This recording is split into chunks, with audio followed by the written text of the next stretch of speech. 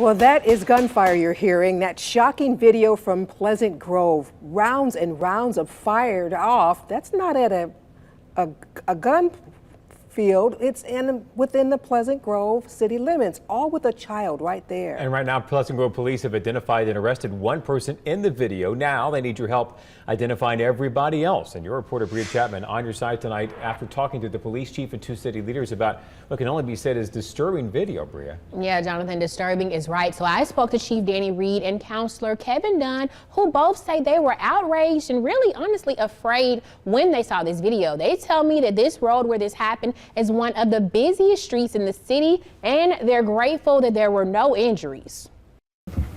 Look at this baby. That's just scary. Chief Danny Reed says he watched this video in disbelief. He says they did have more calls this year about celebratory gunfire, but he was shocked to see some of it was actually recorded. Solving or making any kind of arrest on any of those cases is really hard to do. And the fact that we're able to get one, I think speaks well, and I hope it speaks to the public. You know, quit doing that. Pleasant Grove City Councilor Kevin Dunn and Chief Reed want people to understand just how dangerous this type of behavior can be, especially in front of children. We have a child in this video.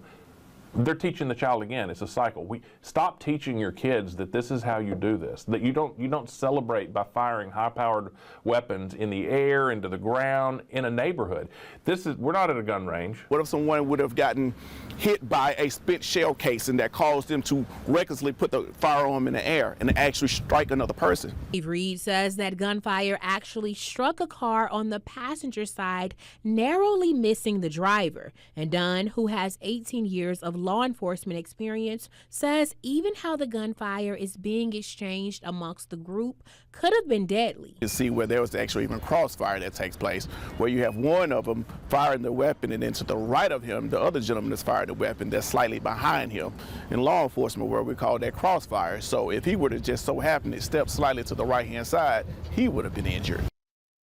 Yeah, now Dunn says they are thankful to that one neighbor who stepped up to share this video once they saw it online. Now they're asking for the community's help to identify other people in the video. And I'll tell you how you can do that in this story on our WBRC News app. Jonathan.